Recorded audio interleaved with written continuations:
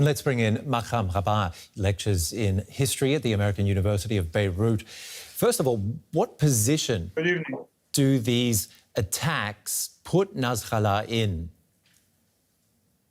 Well, it actually exposed him for what Hezbollah really are, which basically is an archaic militia that belongs to the previous century.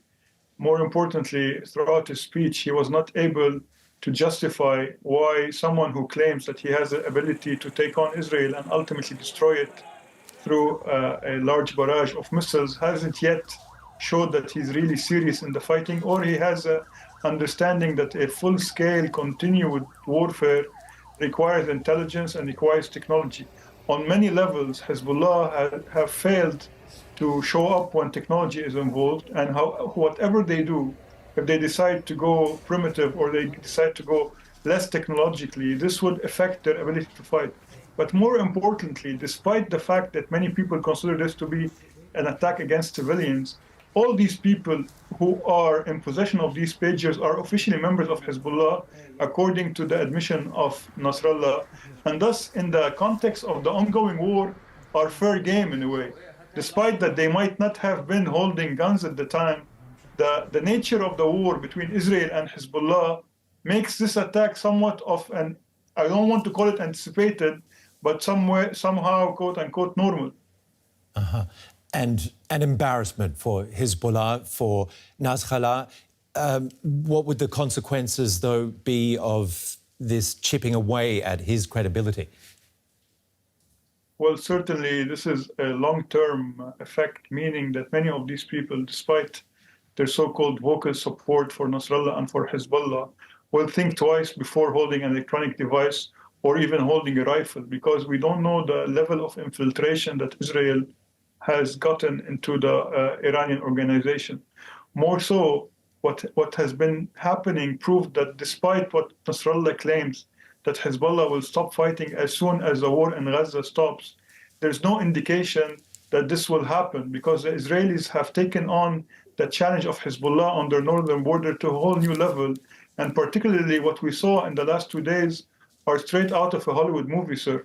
No one could have anticipated this, but from now on, everything is possible given the technological advancement and the mindset of the Israelis, who are well aware that they cannot go into a kind of a full-scale military invasion, but going into these surgical, calculated operations is a risk they are willing to take. And Nasrallah has framed these attacks as being attacks on all of Lebanon, on all Lebanese.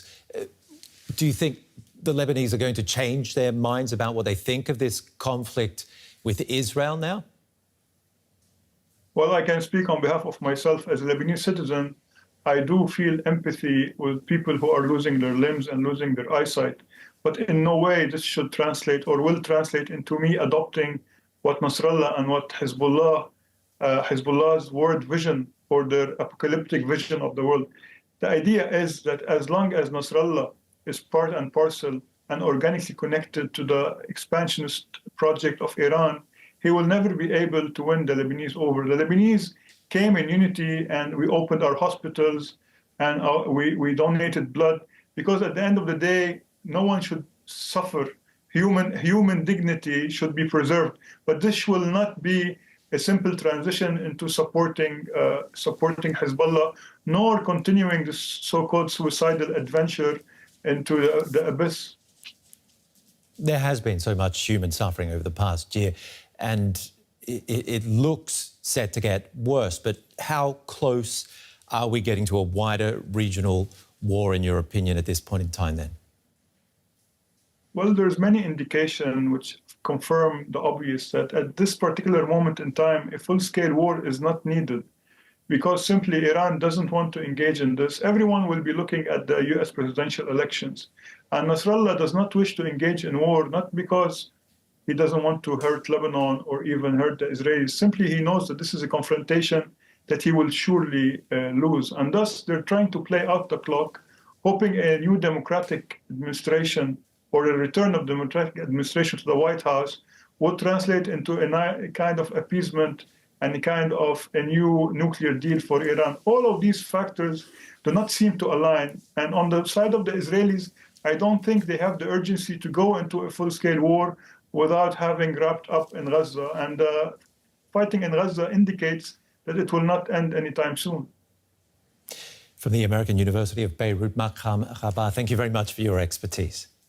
Thank you very much.